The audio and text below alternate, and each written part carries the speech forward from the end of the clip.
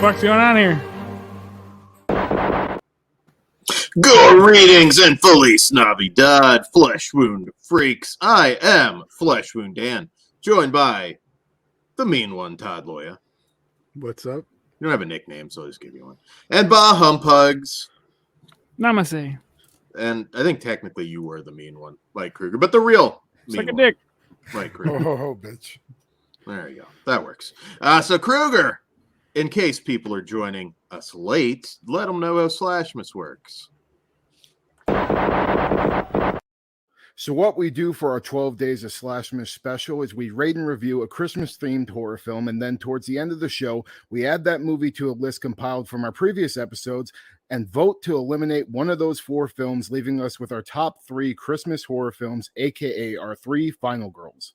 And once we get to the 12th day of Slashmas, we will pick one of those final girls as our tournament champion. So with that being said, Todd, why don't you give us our Slashmas statistics and tell us what's up for contention tonight? All right. Thank you, Kruger. Our eliminated thus far, we have ATM, the 13 Slays of Xmas, Windchill, A Christmas Sleigh, Puka, I Trap the Devil, and Elves.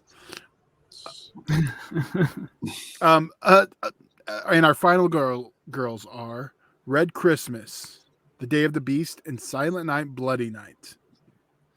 And up for contention tonight, Dan, is Good Tidings. Why don't you tell us about that? Yes, so Good Tidings is a 2016 film from director Stuart W. Bedford and follows a homeless war veteran with a checkered past must rely on a side of himself he once thought buried when he and his companions are targeted by 3 vicious psychopaths wearing Christmas suits on Christmas Day.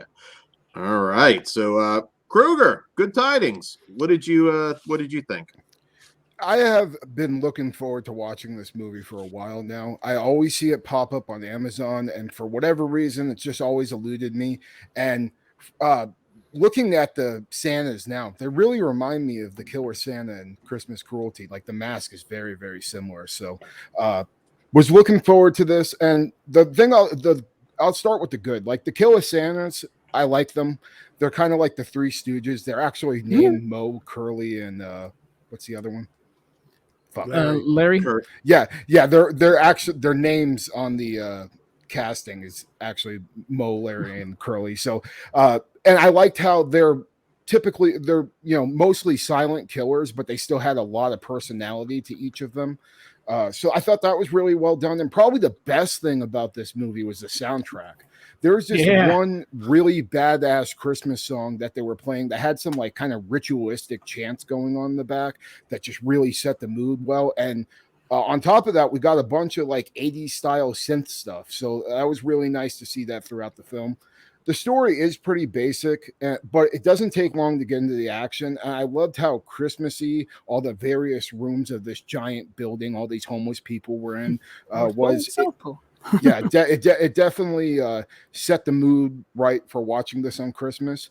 The kills, they weren't anything phenomenal. But for the most part, they were okay. A lot of off-screen stuff, but there is some practical aftermath gore. There is one scene with some CGI blood that was pretty unnecessary. But due to the high body count and just the amount of killing we got in this movie, I was a little bit forgiving when it comes to that. There's this one scene where this metal rod gets yanked out of somebody's head, and like the center of the rod is just, once it gets yanked out, it's just pouring like brain matter and blood out of it. That was fucking really awesome and the highlight of the movie for me. The one thing I think that hurts the movie the most though is the runtime, and with a story so basic, there's a lot of stuff that just feels like it should have been condensed down. Like you could have easily cut probably 20 to 25 minutes of this movie and you wouldn't have noticed it and it would have flowed a lot better. I also wasn't crazy about a few of the decisions that were made towards the end with a couple of the survivor characters. It didn't like end on a big bang like I wanted it to, but still, with all the detractors, I did enjoy it. It's not like anything fantastic or even really above average. But if you're, again, starved for a Christmas themed slasher, I mean, it delivers the goods in the areas I think you want it to. So, yeah, it gets my stamp of approval. I'm glad I finally got to watch it. Fucking sweet. I think we're pretty close here because this is good. I will say that the runtime is a little offensive. You could cut out at least 20 minutes and it'll be 100 times better, but not to take too much away from it, because there is a scene with a decapitated head and a loved one where I'm like, you know what? That's all's forgiven. We're playing with house money here. This is fucked up and traumatizing. Bravo. That scene aside, yeah, it needs to fucking be trimmed down. And the opening scene though was fucking fun, and I do like the Christmas cruelty looking mask, a little more monkey-ish with the mouth, but yeah, it's violent, it's brutal, and that one scene is fucking. Only thing missing was the mistletoe. So great shit. Yeah, I'm with you too. I had a good time with it. I'm not going to argue with the running time because it not that it overstayed its welcome, but I think it would have picked up the pace. Yeah. With a little bit cut out, but I think it's a good Christmas watch. I had fun with it. Dan? Yeah, one thing that was interesting, I this was a first time watch for me too, for whatever reason, just never reviewed it back in the day. So I was always kind of curious. I knew it was a lower budget Christmas horror movie from the UK, for that matter, that, sometimes the record's not, hit or miss. Let's just say, to be nice. I got worried once the accents kicked in the beginning. I was like, oh, fuck.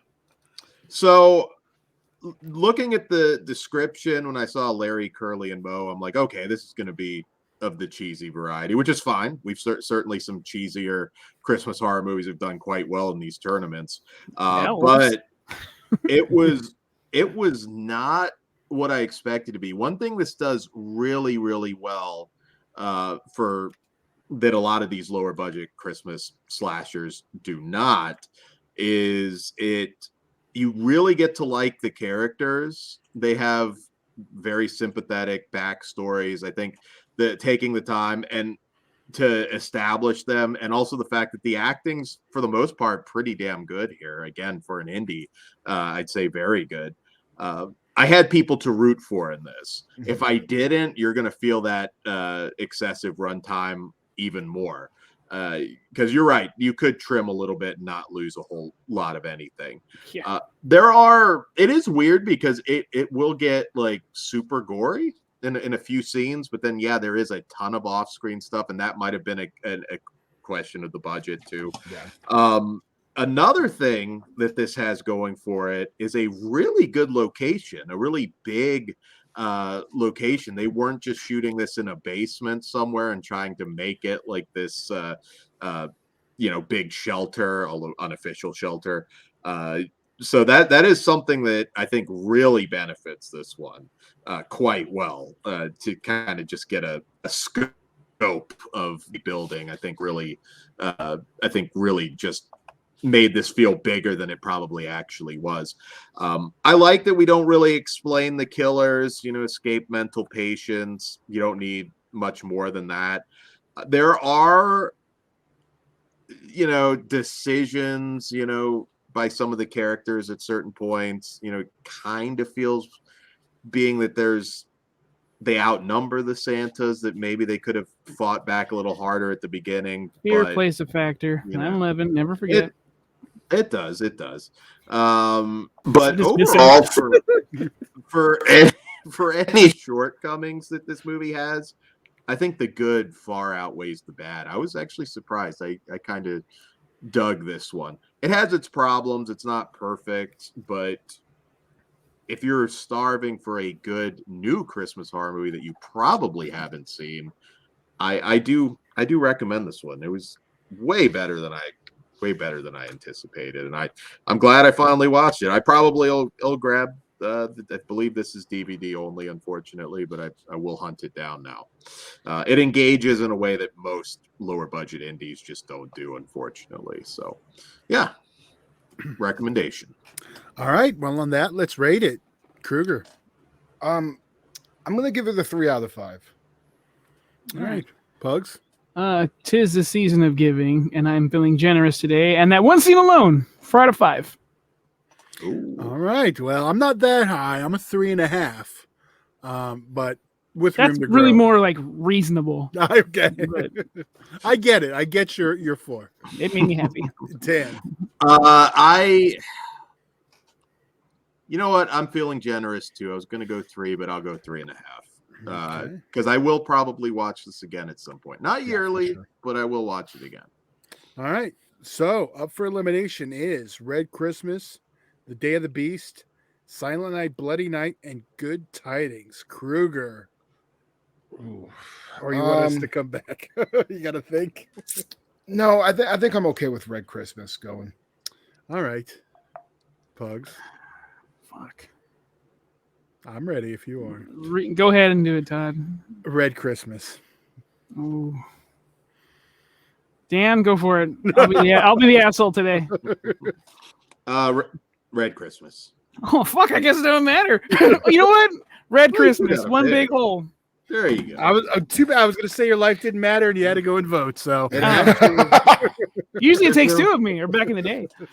no Yeah, fighting. I mean, even with like the good things about Red Christmas, like just the quality of films that we have on the list right now is why like I can't let it get any farther. But fuck, it almost made it to the end from the beginning. So if that's not telling you to check that one out, I don't know what is. do we don't have anything left from the first show now. Everything's been eliminated. Wow. Last year we had some that stuck around a long time. Went to Dan's Disney, heritage is happy about that. Yeah. yeah. So on that note, No fighting, but well, Elves. we're not Elves. done yet. Yeah, the month is still young. there you go. All right, guys. Patreon.com/FleshWound Features, all that good stuff. Buy Christmas Cruelty on Blu-ray now. You're running out of time. Get it now. And on that note, good night. Feliz Navidad. Good evening. Merry Christmas, motherfuckers. I'll see you in Disneyland.